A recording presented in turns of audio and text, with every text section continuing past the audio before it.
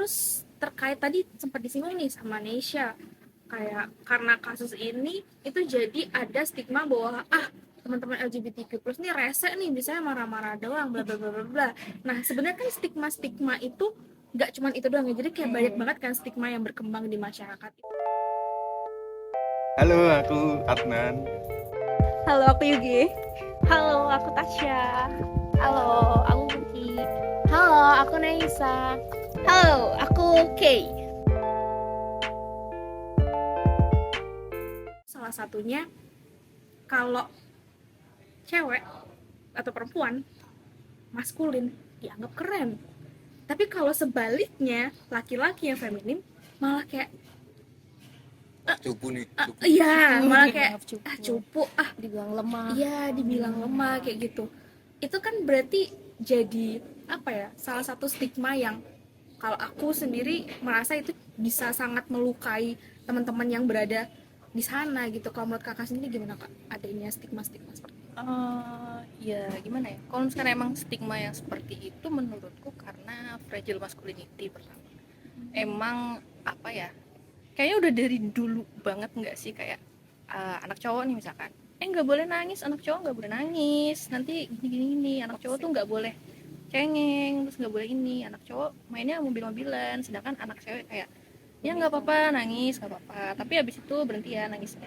Terus kayak hal-hal seperti itu tuh ya sudah apa ya, ibaratnya sudah mendarah daging di budaya kita gitu loh. Jadi ya wajar aja kalau stigma seperti itu tuh ada, menurutku kayak gitu sih. Cuma ya apa ya,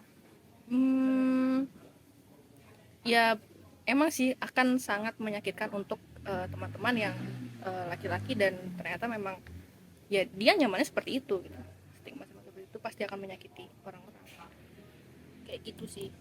Itu aku jadi keinget, ini masih sama sih, kan ada tuh diundang di suatu podcast. Waduh, HP-nya Mbak yang ini isinya sumber data. Akan viral Korpus data semua otaknya ini. Ada Gimana, satu pasangan gay sama satu lagi pasangan lesbian. Nah, ini mendapat apa ya, reaksi yang berbeda kan. Netizen tuh Netizen ya. biasa Gimana tuh? yang pasangan gay ini dihujat habis-habisan, kayak ya tahu kan netizen tuh gimana ngatain. Tapi kalau yang pasangan lesbian ini kayak mungkin terkesannya malah lebih dicuekin ya kan. Sebenarnya aku juga pernah baca kayak lesbiannya kok nggak dikomentarin, nggak di ini tuh, tapi justru itu aku malah nangkepnya kayak mereka tuh lebih tertarik sama laki-laki, sama masculinity, dan lebih perhatian ke itu. Tapi ke perempuan kayak mau ngapain aja biarin aja gitu loh, kayak yaudah bodo amat gitu. Iya, kayak peliharaan lagi. Nah ya itu sih mirip-mirip kayak gitu. Tapi kok bisa, gimana ini pendapatnya tentang itu, kalau lesbian kayak lebih diterima gitu? Iya itu sih menurutku balik lagi ke maskulinitas yang sangat rapuh itu ya menurutku. Jadi ketika ada laki-laki yang terlihat lembut ataupun teman-teman gay, pasti akan lebih dirundung oleh orang-orang ini. Oleh orang-orang ini. Iya, oknum-oknum ini ya. Itu karena masalah-masalah kayak gitu ada nggak sih Kak, kayak benturan di antara komunitas misal gay sama lesbiannya gitu, kayak jadi sih ngeselin. Kalau sepengalamanku sih belum pernah menemukan antara komunitas gay dan teman-teman lesbian sih. Gitu.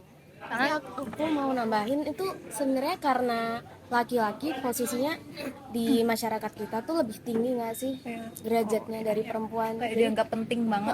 Jadi kalau misalnya perempuan itu sikapnya atau tampilannya seperti laki-laki tuh kayak istilahnya kastanya naik gitu nggak sih? Ya kan sih?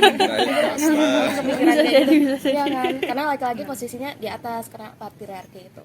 Iya sih. Patriarki sih.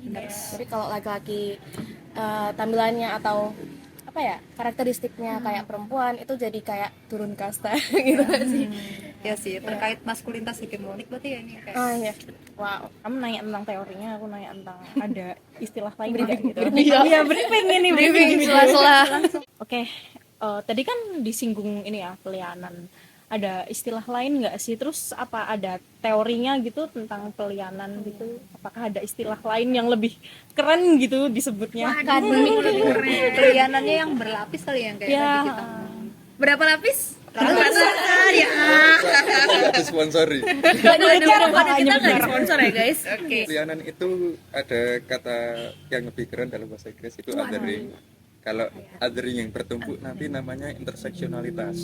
Apa itu? Interseksionalitas ini dari Angga Unita Gira Nantika. Ini kalau di sini interseksionalitas itu pertama kali berkembang di Amerika Serikat tahun 1989 dari pemikirannya Crenshaw. Crenshaw ini beliau ini adalah woman of color. Ini terus beliau itu menitik beratkan pada perbandingan perlakuan tidak adil terhadap wanita kulit berwarna dan perlakuan terhadap wanita putih sebagai skenario ya. Ini kan beliau woman of color, terus beliau itu juga feminis. Jadinya saling bersinggungan gitu. Dalam feminisme itu kan juga kayak yang kulit itu tuh feminisme itu tuh sebenarnya feminisme awal ya, itu cuma memperjuangkan hak-hak wanita kulit putih. Nah sama beliau ini di sanggah ya kayak istilahnya. Jadi kayak gitu kalau interseksionalitas. Aku juga pernah denger ya, pernah baca sebenarnya. Ini feminisme gelombang pertama gitu. Yang pertama itu kan kayak tadi udah disinggung juga kan, memperjuangkan hak wanita kulit putih, terus ya cuma itu doang. Terus dan mereka tuh belum memperjuangkan hak-hak selain kalau wanita itu kan dianggap othering dari pria di masyarakat. Nah, mereka ada yang memperjuangkan yaitu feminis. Nah, tapi kalau misalkan pria yang nggak sesuai sama standar-standar yang dibentuk konstruksi sosial masyarakat kan nggak ada yang memperjuangkan. Nah, itu di counter sama feminisme gelombang kedua nggak salah ya, sama Judith Butler yang teori iya yang salah itu. Jadi aku keinget kayak sebenarnya tuh gender sama jenis kelamin ini kan menurutku bias banget nggak sih, kayak permasalahan gender ini kayak kompleks, bias, dan sebenarnya tuh ada aja yang nggak bisa tercakup gitu kalau kayak gitu ya ternyata. Karena kan sulit sih untuk kayak memayungi semua identitas dan semua itu akan sulit sih emang. Iya benar. Kayak tapi sampai sekarang ada nggak kayak maksudnya kan tadi udah dipayungi sama plus ini ya yang sulit mengidentifikasikan yang belum teridentifikasi itu. Kayak gimana ya, ada mungkin yang udah diakui lebih dulu atau udah muncul lebih dulu gitu, ada nggak punya privilege khusus yang beda dari yang plus ini? Kalau setauku aku pernah baca itu teman-teman transgender ini memang lebih terlihat lebih lama itu, lebih dulu gitu dibandingkan teman-teman gay, lesbian dan lain-lain, karena mereka juga lebih vokal kan dalam ekspresi gendernya mereka kan. Jadi ketika aku tuh pernah baca di queer.id atau apa gitu, aku lupa, si teman-teman transgender ini mereka sudah lebih dulu demo dan memperjuangkan hak-hak mereka dibandingkan teman-teman LGB berarti. Jadi kayak mereka lebih bukan lebih mudah diterima, tapi lebih karena muncul duluan, jadi orang-orang sudah mulai terbiasa dengan teman-teman transgender gitu. Ya, biasa gitu ya. Tapi itu mungkin bisa karena kalau orang-orang transgender kan itu gender expression nggak sih? Iya. Kayak apa yang terlihat di masyarakat nggak sih? Itu masuknya identitas gender. Oh, identitas gender. Oh iya sih. Iya, karena mereka mengidentifikasi dirinya, menghayati dirinya sebagai trans. Soalnya kalau yang LGB itu kan orientasi seksual ya, jadi kayak nggak kelihatan nggak sih dari luar? Ya, bisa jadi tidak terlihat, bisa jadi terlihat. Tergantung ya. Ya tergantung, semuanya sangat fluid guys. Dulu waktu kasus si Popo kamar mandi itu tuh, Popo TikToker itu loh, yang masuk kamar mandi. Popo Barbie.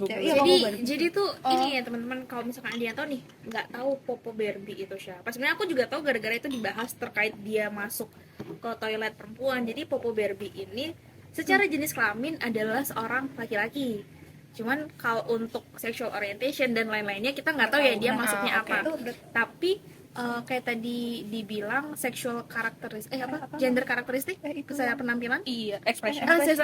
gender expression secara penampilan dia sering berpenampilan seperti perempuan, misalkan kayak pakai wig, terus pakai dress, make upan segala macam, berdandan dan berpenampilan seperti perempuan. Suatu ketika si Popo ini itu masuk ke kamar mandi perempuan, gitu kan. Jadinya ya orang kalau nggak tahu kan ya bakal ngira ya udah itu perempuan aja Karena kayak pada terlihat, umumnya, karena ya terlihat seperti perempuan. Tapi ternyata video ketika dia bikin video di dalam toilet perempuan itu viral, terus kan pada nanya lah, kan ente laki-laki ya, mohon maaf gitu kan, secara jenis kelamin itu laki-laki tapi masuk ke dalam toilet perempuan. Nah, netizen menganggap itu rasanya kurang etis karena meskipun kamu mengidentifikasikan dirimu sebagai perempuan, tapi kan by the end of the day kamu secara jenis kelamin masih laki-laki. Nah, itu banyak sih teman-teman perempuan yang ngerasa kayak wah ini nggak benar nih, nggak boleh dibiarin kayak gitu. Dia ada kayak bikin video klarifikasi gitu nggak terkait si video dia yang viral? Aku pernah ada klarifikasi, terus sampai apa ya, aku dulu waktu nyari kan nyari klarifikasi ada nggak sih dia nyebutin sexual orientation dan lain-lain gitu. Tapi kayaknya tuh kayak kebanyakan susah dipercaya karena banyak gimmicknya gitu ya kan. Jadi aku tuh mau nanya sebenarnya kalau dari penampilan luar aja dia tuh seksual apa tadi Expression. expression gimana ya? Soalnya waktu di kasusnya tuh banyak banget yang banding-bandingin kan sama Lucinta Luna. Lucinta Luna kan udah berubah kayak aku lebih safe kalau Lucinta Luna yang masuk kamar mandi perempuan daripada si Popo gitu. Nah, Ini cukup dalam sih menurutku, karena menurutku yang penting itu adalah gender identifikasinya dia. Jadi dia mengidentifikasi diri sebagai perempuan atau enggak. Karena kan itu kan ya itu dua hal yang berbeda kan, ekspresi gender sama dia mengidentifikasi diri sebagai apa. Tapi memang alangkah lebih bijaknya ketika di negara Wakanda ini. Waduh, Wakanda proper. Di negara Wakanda ini ya gimana ya? Ini tuh aku pernah lihat tapi nggak secara full ya. Ada teman-teman bisa ngecek di Transmentalk Indonesia, ada IG-nya. Mereka pernah bahas tentang itu toilet. Jadi para teman-teman transmen ini apakah lebih safe masuk ke toilet perempuan atau toilet laki-laki? Karena kan mungkin kebanyakan dari mereka sudah ekspresinya kan sudah laki-laki gitu, sudah maskulin gitu kan. Tapi kebanyakan seingatku mereka lebih memilih untuk masuk ke toilet perempuan. Aku lupa tapi alasannya apa. Dan mungkin alasannya juga karena safety juga sih. Safety untuk diri sendiri dan juga orang menghormati lain juga. orang lain ya, karena kan biar gimana pun kan public place teman-teman, kita nggak bisa cuman aku maunya begini, nggak bisa, tapi kita tetap harus melihat konteks di sekitar. Tapi ini sebenarnya aku jadi terpantik nih pertanyaan. Beneran. Kan tadi Yuge bilang yang apa sih yang ada kaitannya sama Lucinta Luna itu Lucinta Luna tuh udah transseksual nggak sih? Transseksual Kan. Terus kayak orang-orang netizen pada bilangnya Lucinta Luna lebih aman masuk karena udah merubah jenis seksual, jenis kelaminnya udah transseksual. Nah itu kira-kira ada nggak sih diskriminasi lagi terkait orang-orang transgender dan yang udah transseksual sendiri? Karena aku bukan termasuk di payung trans, jadi aku kurang paham sih dengan hal itu. Tapi mungkin kalau dilihat dari luar aja yang aku lihat, pasti ada entah itu iri atau gimana atau mungkin kayak bahkan orang yang sudah mengubah jenis kelaminnya itu malah lebih jauhin karena aku belum bisa nih kayak gitu. Aku pernah dicurhatin kayak gitu sih. Teman-teman trans kadang agak gimana ya, bukan kurang pede sih, gimana ya aku nggak punya kapasitas lah untuk mengomentari itu ya. Tapi intinya ada gitu. Intinya ada Beragam ya teman-teman terkait respon masyarakat terhadap teman-teman yang berada di payung LGBTQ+. Jadi ada yang pro, ada yang kontra, ada yang aduh aku bingung, nggak ngerti, ada yang kayak ya udah menerima, ada yang mendukung, ada yang netral. Jadi dari mereka pun fluid, kita pun yang merespon itu juga fluid. Jadi beragam banget respon yang bisa muncul terhadap teman-teman itu. Cuman memang alangkah lebih baiknya kita menjadi individu yang bijaksana, yang bisa memanusiakan manusia sebagaimana mereka itu manusia juga gitu. Jadi kita nggak perlu melihat wah dia ini begini, agamanya begini, seksualnya begini, terus dia rasnya ini. Enggak, kita ketika kita berhadapan sama manusia, it would be better kalau kita lepaskan itu semua, ya udah lihat mereka sebagai seorang manusia, karena mereka pun juga melihat kita sebagai manusia, bukan lihat wah ini bukan kaum gua. Enggak, mereka juga ngeliat kita ya sebagai manusia biasa gitu teman-teman.